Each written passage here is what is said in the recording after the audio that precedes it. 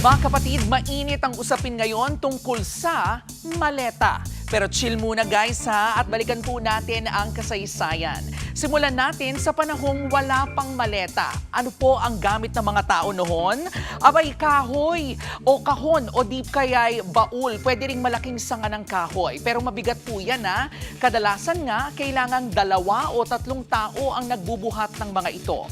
Noong 1800s, era ng pagsikat ng mga tren at barko sa pagta-travel, dito na po nagsimulang magbago ang disenyo ng bagahe. Apaka-hassle naman kasi kung kahon o baul ang dala mo sa trend. Dito na po nagawa ang mga leather suitcase. Mas maliit, mas praktikal at mas madaling dalhin. Isa nga po sa mga nagpasikat ng luxury luggage noong 1850s ay ang French designer na si Louis Vuitton. Ang ginawa niya, flat top trunks. Bakit nga po ba mahalaga yan? Dahil noon, bilog ang ibabaw ng baul, kaya hindi po pwedeng patungan. Nang gawing flat, pwede na po itong isiksik sa tren at barko. Fast forward tayo sa airport era. Hanggang 1970s, wala pa pong gulong ang karamihan ng maleta. Yes, mga kapatid, effort dahil binubuhat pa ito. Noong 1972, isang airline executive na si Bernard Sadow ang nagpakilala ng maletang may gulong.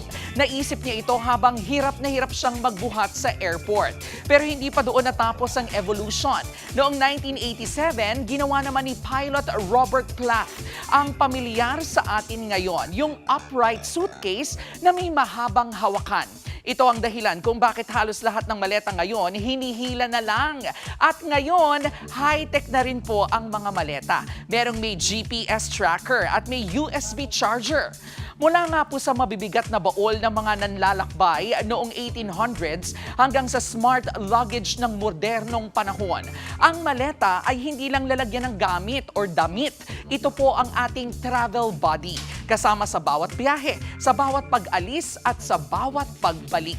Na gaya ng K Alaman ay K Yamanan. K, okay. Mga kapatid, Jervy Wrightson po. Eto na nga.